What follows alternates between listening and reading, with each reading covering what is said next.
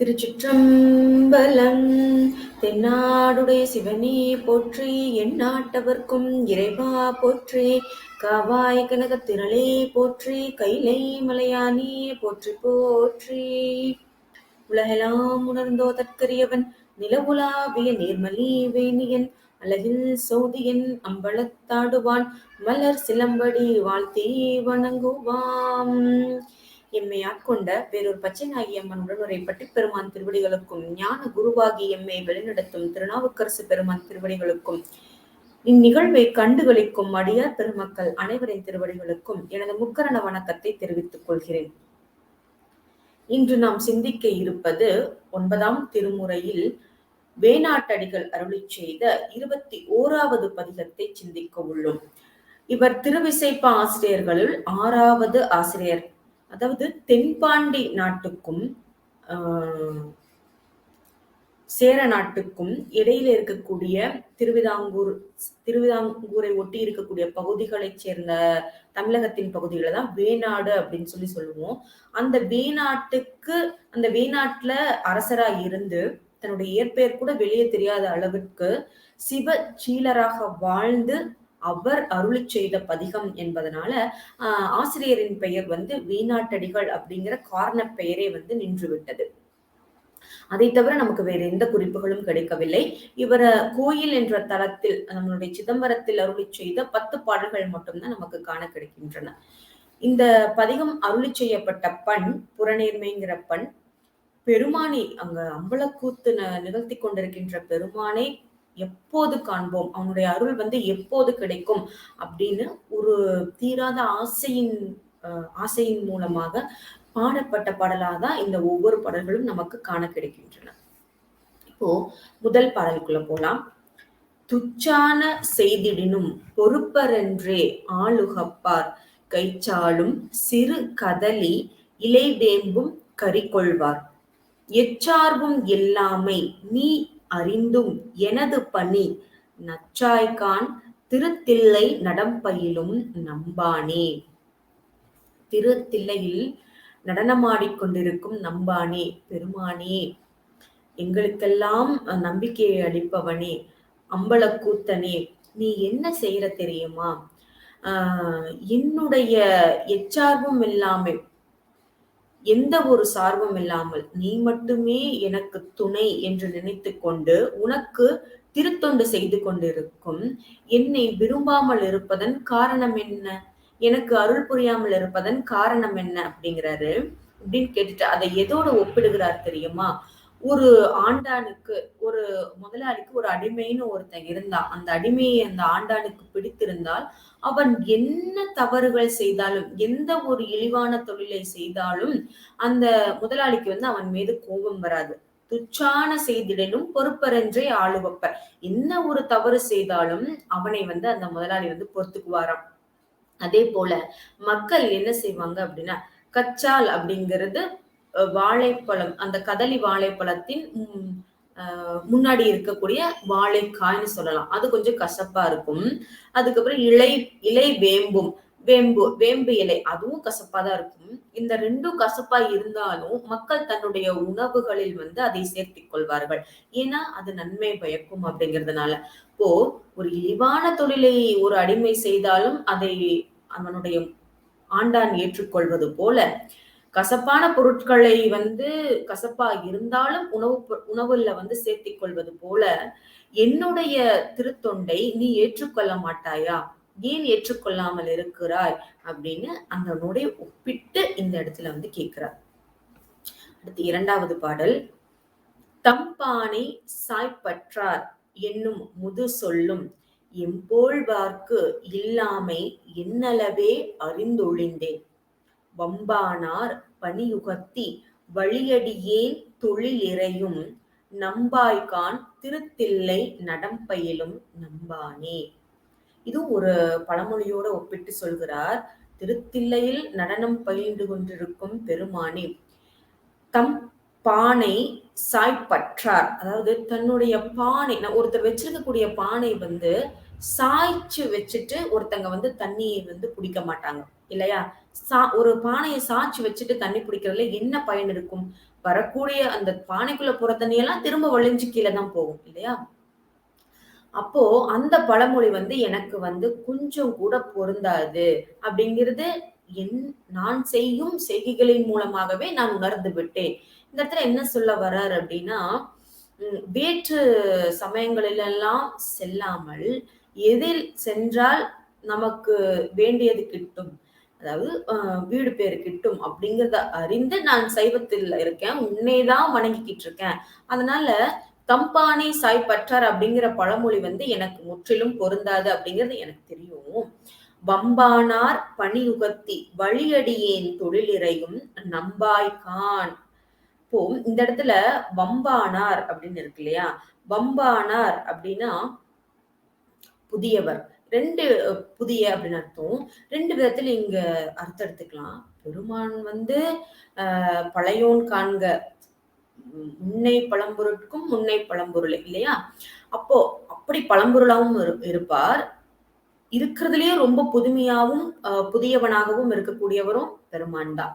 அப்போ அப்படி புதியவனாக வந்து வழி வழியாக உனக்கு அதாவது அவன் பழமையாக இருந்து பல அடியார்கள் செய்ததையும் ஏற்றுக்கொண்டவன்.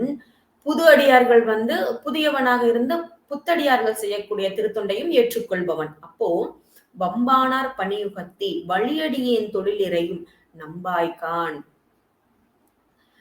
வழி வழியாக வந்து உனக்காக தொழிலிறையும் திருத்தொண்டு செய்யும் எனது பணியை ஏற்றுக்கொள்ள மாட்டாயா அப்படின்னு சொல்லி இந்த பாடல்ல கேட்கிறார். இங்க வந்து அந்த தம்பானை சாய் பற்றார் அப்படிங்கிற ஒரு முதுமொழி பழமொழியை வந்து இங்க உதாரணமா எடுத்து சொல்கிறார். அடுத்து ஒரு பழமொழி வரக்கூடிய ஒரு பாடல் தான். பொசியாதோ கீழ்கொம்பு நிறைகுளம் என்றது போல திசை நோக்கி பேழ் கணித்து சிவபெருமான் ஓ எனினும் இசையானால் எந்திரத்தும் எனையுடையாள் உரையாடாள் நசையானேன் திருத்தில்லை நடம்பையிலும் நம்பானே. அதாவது ஒரு பொசியாதோ அப்படின்னா கசிந்து உருகிறது. ஒரு குளம் இருக்கு. அந்த குளத்துல இருக்கக்கூடிய நீர் குளம் முழுவதும் நிரம்பிய பின்பு என்ன ஆகும்? அந்த குளத்துல இருந்து நீர் வந்து அப்படியே வடிஞ்சு வரும் இல்லையா? அப்போ அந்த குளத்தை சார்ந்து இருக்கக்கூடிய பள்ளத்தாக்குல இருக்க குளத்தை சார்ந்து ஒரு பள்ளத்தாக்கு இருக்குன்னு வச்சுக்கோங்களேன். அந்த வழியிற நீர் அந்த பள்ளத்தாக்கு வழியா ஓடி அங்க இருக்கக்கூடிய மரங்கள், வயல்வெளிகளுக்கெல்லாம் போகும். இதை யாராவதால நிறுத்த முடியுமா? அப்படின்னா கண்டிப்பா அதை நிறுத்த முடியாது. அதுபோல அந்த பழமொழியும் எனக்கு பொருந்தல. இதை எப்படி பொருந்தல அப்படின்னு சொல்றாருன்னா, குளம் வழிஞ்சா அந்த நீர் பக்கத்துல இருக்கிற இடத்துக்கு போய் அங்க விளைச்சல் நிலங்களுக்கு நன்மையை பயக்கும். அதுபோல அது பழமொழி. அந்த பழமொழியும் எனக்கு பொருந்தல. ஏன்னா, பெருமானே உன்னையே நினைந்து கொண்டு சிவபெருமானே சிவபெருமானே என்று நான் வந்து எந்நேரமும் நான் உன்னுடைய நாமத்தையே ஒலித்துக் கொண்டே இருக்கின்றேன். ஆனாலும் நீ என் பக்கம் பார்க்காமல் எனக்கு அருள் புரியாமல் இருக்கிறாயே அப்படின்னு கேட்கிறார். அப்போ அந்த நீர் கண்டிப்பா போய் அங்க விளைநிலங்களில் எல்லாம் நன்மையை பயக்கிறது. ஆனா பெருமான் வந்து இவருக்கு அருள் புரியாம இருக்கிறாராம். அதனால அந்த பழமொழியை ஒப்பிட்டு சொல்கிறார். அந்த பழமொழியும் எனக்கு பொருந்தவில்லை அப்படிங்கிறார்.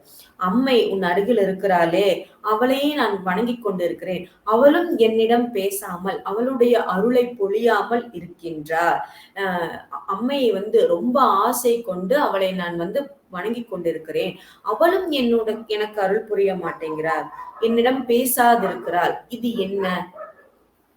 ஏன் வந்து இப்படி எனக்கு அருள் புரியாமல் இருக்கிறீர்கள் அப்படின்னா அம்மையப்பரை சேர்த்து ஏன்னா எப்பொழுதுமே நமக்கு அப்பா கிட்ட ஒரு காரியம் சாதிச்சுக்கணும்னா அம்மா மூலியமா தான் போவோம் இல்லையா? அதனால இந்த இடத்துல அம்மாவையும் கூப்பிட்டுட்டார்.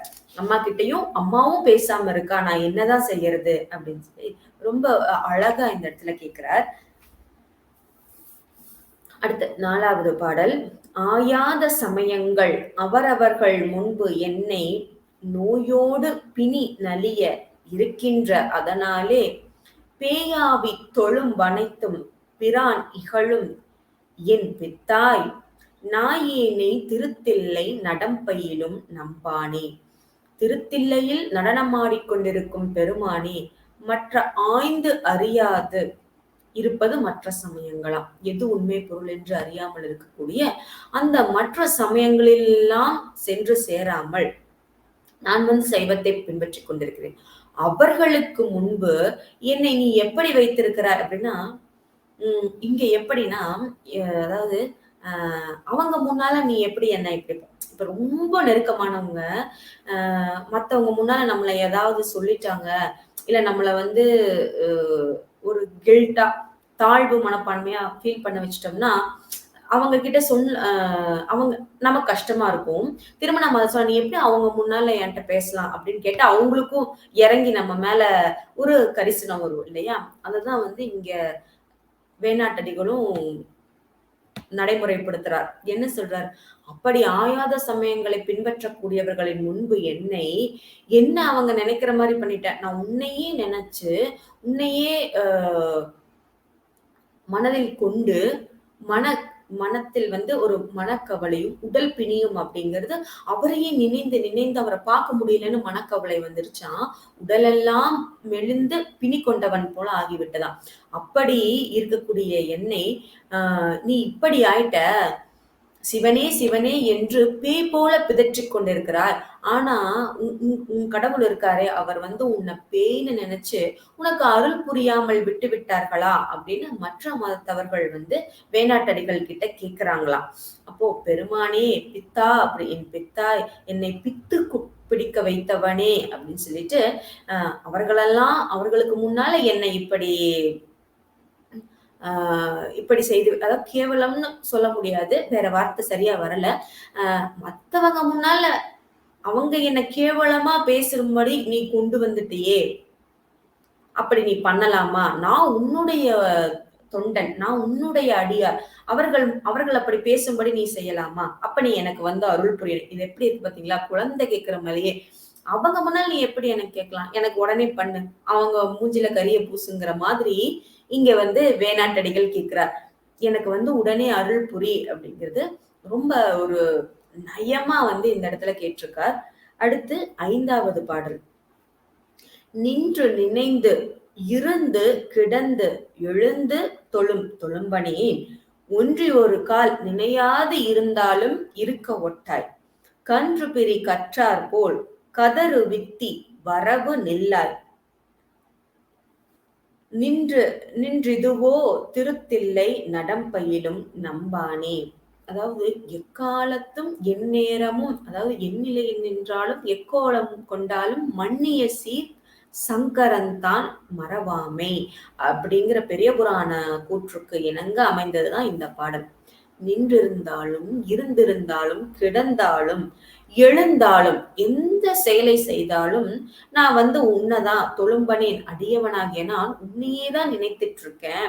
சரி, ஒரு நிமிடமாவது உன்னை நினைக்காம இருக்கலாம் அப்படின்னாலும் நீ அதை பண்ண விட மாட்ட. நேரமும் உன்னையேதான் நினைந்திருக்கும்படி செய்கின்றார். அதுக்கப்புறம் ஒரு கன்று, தாயை பிரிந்த கன்று எப்படி இருக்குமோ அது போல அந்த கன்றுக்குட்டி அம்மாவை பாக்குற வரைக்கும் அங்கே இங்கேயும் துள்ளி குதிச்சு பதட்டமா தெரியும் இல்லையா? அது போல உன்னை பார்க்காமல், உன்னை சேராமல் எப்படி அந்த கன்று பதறுமோ அது போன்ற ஒரு நிலையில் என்னை இருக்க வைத்திருக்கிறார். தில்லையில் நடம் புரியும் பெருமானே, எப்பொழுது எனக்கு அருள் புரிவாய் அப்படின்னு இந்த இடத்துல கேட்கிறார். கன்றினை ஒப்பிட்டு கொடுக்கிறார். 6வது பாடல். படு மதமும் இட வயிரும் உடைய களிருடைய பிரான் அடியறிய உணர்த்துவதும் அகத்தியனுக்கு ஒத்தன்றே, இடுவது புல் ஓர் எருதுக்கு ஒன்றினுக்கு வையிடுதல், நடுஇதுவோ திருத்தில்லை நடம்பயிலும் நம்பானே. இப்போ படுமதமும், அதாவது ஒழுகுகின்ற மத நீரையும், இடவயிரும் வயிற்றினையும், யானை போன்ற வயிற்றினையும் உடைய யானை முக கடவுளான விநாயக பெருமானுக்கு தந்தையே இல்ல தலைவனே, அடியறிய உணர்த்துவதும் அகத்தியனுக்கு ஒத்தன்றே. அகத்தியன் என்கின்ற மாமுனிவனுக்கு நீ என்ன செய்தாய்? ஓம் என்ற பிரணவ மந்திரத்துக்கான பொருளை உரைத்தாய் இல்லையா? அவருக்கு உரைத்தாய். ஆனா எனக்கு நீ உணர்த்த மாட்டேங்கிற, எனக்கு நீ அந்த ஞானத்தை புகற்றவில்லை, எனக்கு நீ அருள் புரியவில்லை அப்படிங்கிறத அகத்தியனுக்கு மட்டும் செய்தார். இது நம்பி கேட்கிற ஸ்டைல். அப்படி நம்பி இப்படித்தானே கேட்பார். அதே போல திருப்புன்கூர் திருப்பாட்டு பார்த்தீங்கன்னா, அவர்களுக்கெல்லாம் செய்தாய், அதே போல எனக்கும் செய்யணும் அப்படின்னு கேட்பார். அதே போலதான் இங்க வேணாட்டடிகளும் அடியறிய உணர்த்துவதும் அகத்தியனுக்கு ஒத்தன்றே. இடுவது புல் ஓர் எருதுக்கு ஒன்றினுக்கு வையிடுதல் அப்படிங்கிறார். அதாவது ஒரு எருதுக்கு வைக்கோலும் ஒரு எருதுக்கு நல்ல பசும்புல்லையும் நம்ம ரொம்ப கொலோக்கியல் டேர்ம்ல சொன்னோம்னா ஒரு கண்ணுக்கு வெண்ணையும் ஒரு கண்ணுக்கு சுண்ணாம்பு அப்படின்னு நம்ம வீட்டுல எல்லாம் சொல்லுவோம் இல்லையா? பொதுவா அக்கா தம்பிக்கு ஏதாவது ஒரு சின்ன சின்ன இதெல்லாம் வருது அப்படின்னா நீங்க ஒரு கண்ணுக்கு வெண்ணையும் ஒரு கண்ணுக்கு சுண்ணாம்பும் வைக்கிறீங்க அப்படின்னு சொல்லுவாங்க. அது போலதான் இங்க ஒரு பசுவிற்கு வைக்கோலும் ஒரு பசுவுக்கு பசும்புல்லும் போடுவது போல அகத்தியனுக்கு மட்டும் நீ ஞானத்தை போதித்தாய், எனக்கு ஏன் போதிக்காமல் இருக்கிறாய் அப்படின்னு திருத்தில் இது நடுவு நிலைமையா, இதெல்லாம் இது அறமா அப்படின்னு பெருமானிடம் கேட்பது போல அமைந்திருக்கிறது இந்த பாடல். அடுத்து 7வது பாடல். மண்ணோடு விண்ணளவும் மனிதரோடு வானவர்க்கும் கண்ணாவாய் கண்ணாகாது ஒளித்தலும் நான் மிக கலங்கி அண்ணாவோ என்று அண்ணாந்து அலமந்து விழித்தாலும் நன்னாயால் திருத்தில்லை நடம்பயிலும் நம்பானே. அதாவது திருத்தில்லையில் நடனம் பயின்று கொண்டிருக்கும் நம்பானே மண்ணுலகிலிருந்து விண்ணுலகு வரை மனிதர்கள் முதல் தேவர்கள் ஈராக எல்லாருக்கும் கண்ணை போன்று இருப்பவன். கண் எப்படி ஒரு உடல்ல முக்கியமோ அது போல இந்த உயிருக்கு முக்கியமானவன் பெருமான் அப்படிங்கிறத உணர்த்துறார். அவ்வளவு முக்கியமானவன், கண்ணை போன்று இருக்கிறார். ஆனா எனக்கு அப்படி கண்ணை போன்று இல்லாமல் இருப்பதன் காரணம் என்ன? வானை பார்த்து அண்ணாவோ அப்படின்னா பெருமையை உடையவனே, பெருமானே பெருமானே அப்படின்னு நான் உன்னை கூப்பிட்டாலும் எனக்கு அருள் புரியாமல் இருப்பதன் காரணம் என்ன அப்படின்னு இந்த பாடல்ல ரொம்ப அழகா கேட்கிறார். அடுத்து 8வது பாடல். வாடா வாய் நா பிதற்றி உன்னை நினைந்து நெஞ்சு உருகி வீடா செய் குற்றேவல் எற்றே மற்றிது பொய்யில் கூடாமே கை குறுகுமாறு யான் உன்னை நாடாயால் திருத்தில்லை நடம்பயிலும் நம்பானே. திருத்தில்லையில் நடம் பயின்று கொண்டிருக்கும் பெருமானே, நான் மிகவும் வாட்டமுற்று, அதாவது உன்னை பார்க்க முடியாம வாட்டமுற்று நா பிதற்றி அப்படின்னா நாக்கு அப்படி என்ன சொல்றது, ட்விஸ்ட் இல்லைன்னா குளறும்படி உன்னையே நினைந்து நினைந்து நெஞ்சுருகி உன் நாமத்தையே கூறிக்கொண்டிருக்கிறேன். எதனால? உன்னை அடையும் அந்த வீடு பேரு என்கின்ற குற்றேவலை செய்து கொண்டு நான் உன்னையே நினைந்து கொண்டிருக்கின்றேன். பொய்யோடு சேராது. இப்போ இதெல்லாம் செய்யறது எதுக்காக? பெருமானாகிய மெய்யினை சென்று அடைவதற்கு. பொய்யோடு சேராது இருக்க இப்படியே நான் எப்பொழுதும் இருக்க வேண்டும், உன்னையே நினைந்து கொண்டிருக்க வேண்டும். இங்க பொய்யோடு சேராது, பொய்யில் கூடாமே குறுகுமாறு. பொய் அப்படிங்கிறது உலகியலில் நான் அந்த நிலைக்கு வந்துட்டேன். திரும்ப இந்த உலகியலில் அந்த உலக வாழ்க்கையில் குறுகாமல் இருக்க நான் என்ன செய்யணும்? உன்னை அடையணும், மெய்யை அடையணும். அதற்கு நீ அருள் புரிய மாட்டாயா அப்படின்னா அருள் புரிய வேண்டும் என்று கேட்கிறார் இந்த 8வது பாடலில். அடுத்து 9வது பாடல். வாளா மால் அயன் வீழ்ந்து காண்பரிய மாண்பிதனை தோளார கையார துணையார தொழுதாலும் ஆளோ நீ உடையதுவும் அடியேன் உன் தாள் சேரும் நாளேதோ திருத்தில்லை நடம்பயிலும் நம்பானே. நாளேதோ திருத்தில்லை நடம்பயிலும் நம்பானே. அதாவது அஹ் அந்த ஆணவத்தால 2 பேரும் பார்த்தாங்கள். அதனால மாலா அப்படின்னா வழிபாடு இல்லாமல் ஐயனும் மாலும் உன்னை காண்பதற்கு சென்றபோது காண்பறியாத மாண்பாக நீ இருந்தாய்.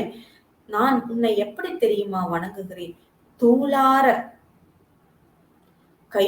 தோளார தோள்கள் தூக்கியும் கைகளை மேலே எழுப்பியும் உன்னை நாளும் உன்னுடைய திருக்கோயிலுக்கு நாளும் உன்னை வணங்கிக் கொண்டே இருக்கின்றேன்.